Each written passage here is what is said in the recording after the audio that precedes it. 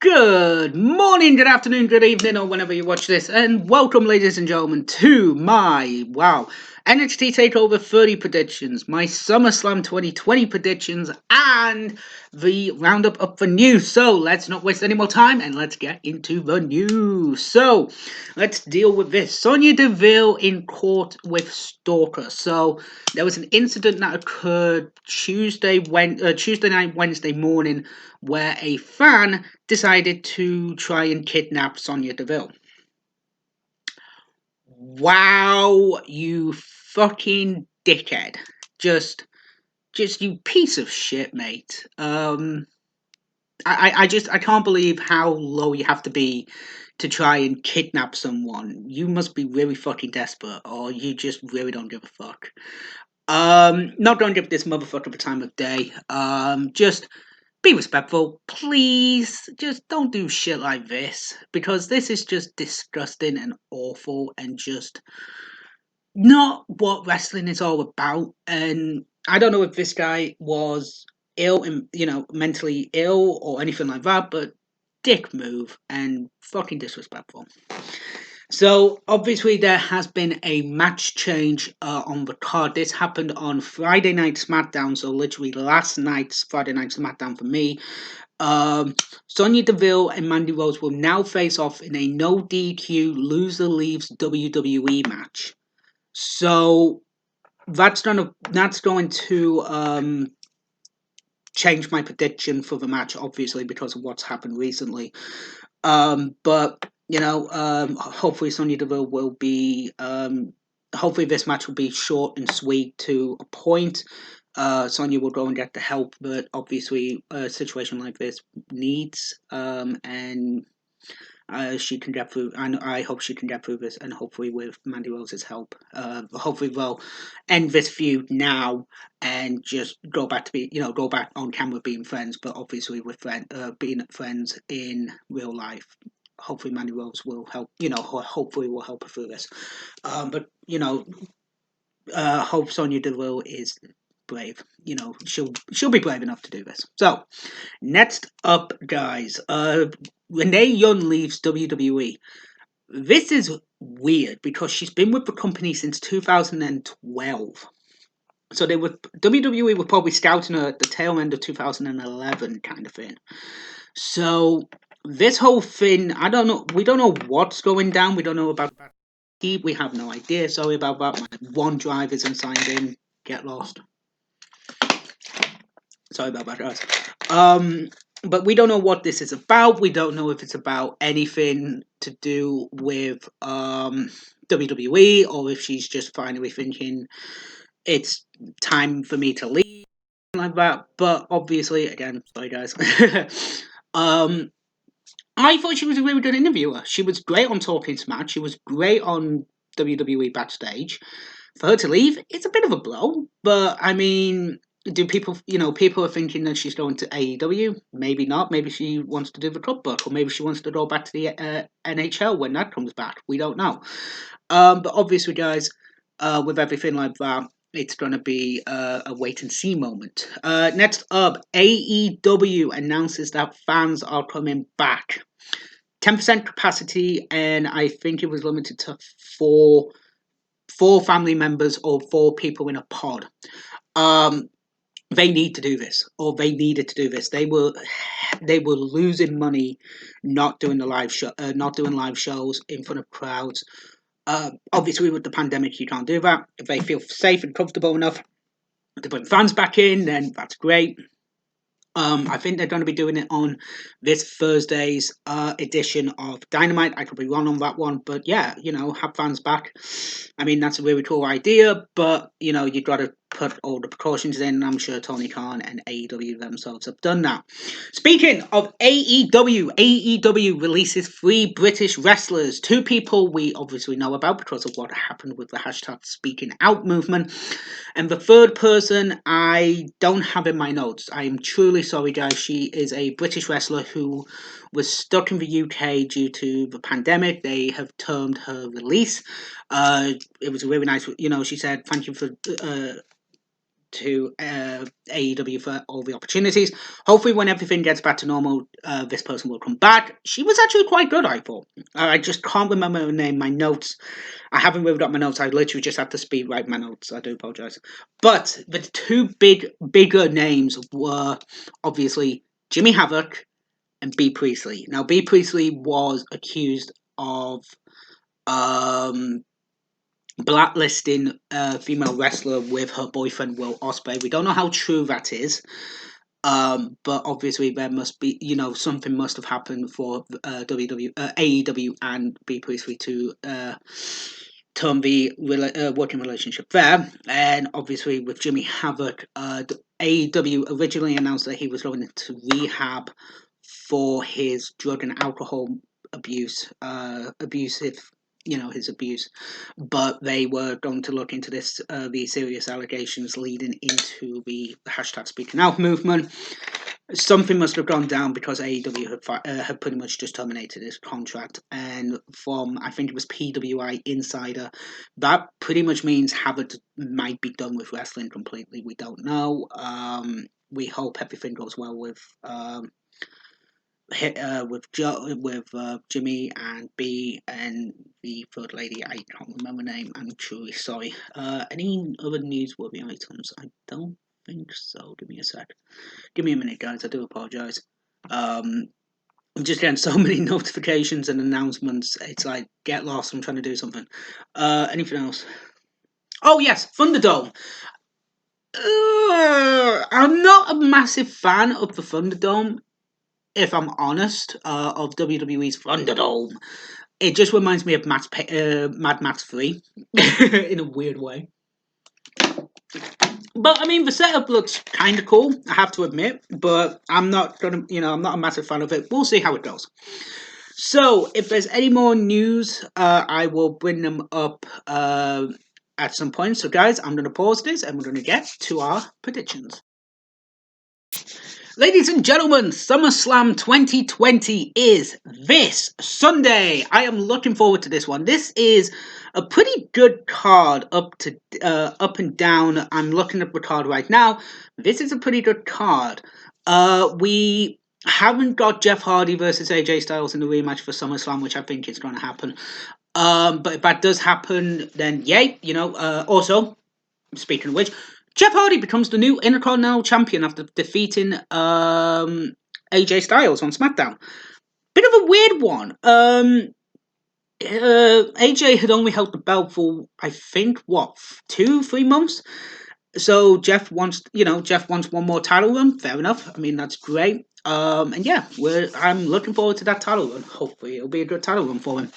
Then hopefully he can return to leave WWE and go to AEW with his brother.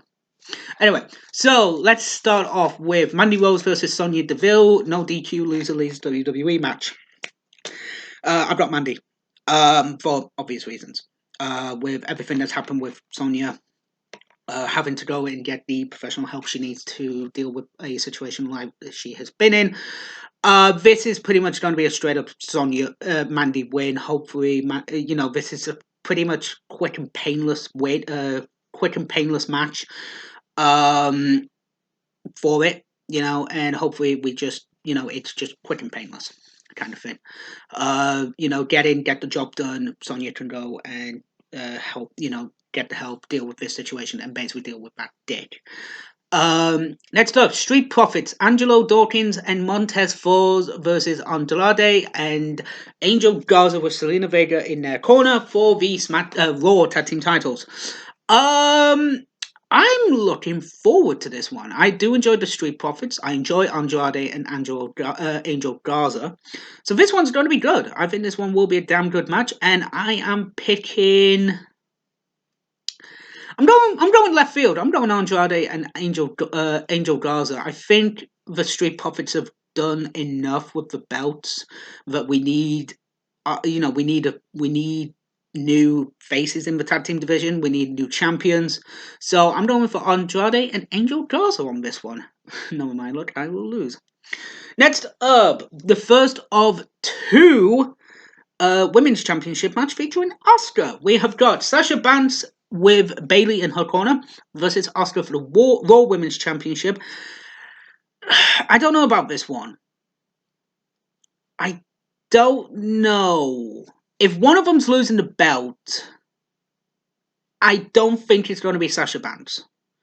Sasha, even though with the controversy and the bullshit finish of Extreme Rules and the bullshit finish on Raw, I don't think they're going to take the title off Sasha right now. So I think Sasha's going to win the Raw Women's title, and I think Asuka's going to beat Bayley for the SmackDown Women's Championship. I think that'll be a bit better because then there's not as much talent on SmackDown, but they need a boost on SmackDown, and I think Asuka is that boost that they need for the championship. So yeah, and since Kairi Sane's left WWE now as well, they need a boost on SmackDown because you've got Lacey Evans, Naomi, Tamina, I can't think of anybody else. Natalia, I think. No, Natalia's on Raw, but they need a boost on SmackDown. So yeah, I'm going for Asuka to win the SmackDown Women's Championship. Next up, Braun Strowman versus The Fiend Bray Wyatt in the Universal Title match. I'm going Fiend on this one. I really am. I'm actually going Fiend because something's telling me they're gonna put the belt on the Fiend, and they're gonna turn Alexa heel, and we're gonna pair her up with Bray, and we're gonna do Sister Abigail. And if they don't, I'll be shocked. But that's my honest opinion. I think we're gonna turn Alexa heel, turn Nikki. So they're gonna do Nikki versus Alexa as a feud. We're gonna turn Alexa heel. They're gonna have her team with Bray, so she's actually Sister Abigail. And then Nikki's going to team with Braun, and they're going to have a mixed tag match at the next pay-per-view, Payback. You know, not Payback, but the next one. Payback's on like the 30th of August or something like that. But yeah, that's what I think they're going to do. Next, Apollo Crews versus MVP for the United States Championship. Bobby Lashley and Shelton Benjamin are banned from ringside. You know what? I enjoy Shelton. I enjoy Shelton, I enjoy Bobby, I enjoy MVP in the Hurt Business. I think it's a good idea. You know, when they were on Raw Underground, which sucked, you know, no offense. I didn't like it at first, Raw Underground, but now they've got Shayna Baszler and the Nia Jax feud going on in there. I might actually check it out. I'll be honest, I might check it out. But with that one, that's a good feud, pretty much. But with this match, I enjoyed the Hurt Business. I do enjoy Apollo Crews. I really think Apollo Crews is a good wrestler, but he's not as good on the mic as MVP is, so I'm going to go MVP on this one, personally. Next up, Dominic Mysterio with Rey Mysterio in his corner versus Seth Rollins with Murphy in his corner in a street fight. This one is going to be tough because are they going to turn Bray heel? And also, I do apologise. I have no idea why I have backlights on when there's sunshine coming through the window. I have no clue. I do apologise. I might turn it off for the next bit. So yeah, I'm thinking they're not turning Dominic heel. If they do, that's just stupid because it is idiotic. They would have turned him heel a lot sooner than they did and done the feud at SummerSlam. Because it would be Ray versus Dominic. You know, it was Ray versus Eddie with Dominic, with custody of Dominic on the line in 2005. So that's like 15 years, you know, that's 15 years ago, which was one of the worst matches they've ever done, in my opinion. But I think they're going to turn Dominic heel, and I don't like that. I really don't think that's a good idea. But I've been shocked before, so I'm going to pick Dominic to win this one. Weirdly, I'm going to pick Dominic. And finally, Drew McIntyre versus Randy Orton for the WWE Championship. This has been a good feud. I've enjoyed Drew McIntyre as champion. Has he had the best competition? No, do apologise. You know, I do like Dolph, but Dolph. Dolph is not a main eventer. I'm sorry, I hate to say it, but Dolph is not a main event guy. He's, and I'm gonna get a lot of hate for this, but I think he's a mid-carder at best. Personal opinion, I am really sorry, guys, but I just don't think he's top. I don't think he's top tier material. Back in the day, back in like 2014 to 17, yeah, he was the boss back then. But in 2020, no, I don't know if he's missed a step. I don't know if I've just outgrown Dolph Ziggler, but I just don't. I just don't like Dolph Ziggler as a main eventer. I don't know why. Randy Orton, I think he's been working his bloody magic. I thought this was going to be Edge versus Orton, finish off that trilogy of fights, but it's not. It's Orton. It's Orton versus McIntyre. Who do I have to win this one? I think it's going to have to. I don't know why, but my brain's telling me Orton. My heart's going McIntyre, but my brain's going Orton. So I'm going to have to go for Orton on this one. I do not like, but I have to go for Orton because I think Drew's done a really good job on Raw. Doing the best he can. But he's just not had the best. He's just not had the best opponents, unfortunately. Big Show. His first title defense was against Big Show. Come on, no offense to Big Show, but you couldn't get anybody else to be his first challenger for the title the day after WrestleMania. It just sucks. But that's it. That's all, guys. That's all for SummerSlam. If there's any more matches announced for SummerSlam, I will put them in the video. I'll put them in the review, obviously, and we'll do them before the show.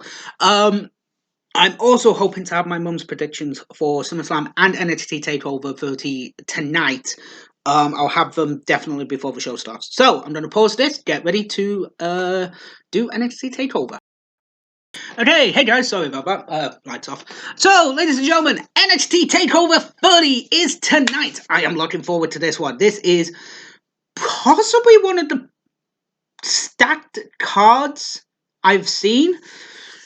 And I'm looking forward to it, guys. So, let's have a look into the matches. So, we have got, on the pre-show, we have got Breezango, Fandango, and Tyler Breeze versus Oni Lorcan and Danny Burch versus Legado del Fantasma. To determine the number one contenders to the NXT Tag Team Championships, which are held by Imperium. I don't know who I'm going to have on this one. I want Breezango to win. I want Breezango to win the NXT Tag Team Championships. That's what I want. Going for Breezango. Next up, Finn Balor versus Timothy Thatcher. I'm going to go for Thatcher on this one. We haven't seen Thatcher in ages, and then we get this match. So I'm going to go Thatcher on this one. I think this is the way that I think they're going to turn Balor face again, but we don't know. But I'm looking forward to it. I am genuinely looking forward to Balor versus Thatcher. I think that one's going to be a damn good match. Next up, Io Shirai versus Dakota Kai for the Women's Championship. I've really been enjoying Dakota Kai's heel run. I think it's been bloody good. So I'm going to go for Dakota Kai on this one. I think Dakota Kai actually deserves a title run. And I do want to see Kai versus Nox for the Women's Championship. So yeah, I'm going to go for Dakota Kai on this one. Next up, Bronson Reed versus Damian Priest versus Cameron Grimes versus Johnny Gargano versus Velveteen Dream. Sidebar. So I didn't mention about the whole thing with Velveteen Dream coming back and beating Balor for the final spot of this North American Championship match. WWE looked into the allegations. They state that they could find nothing.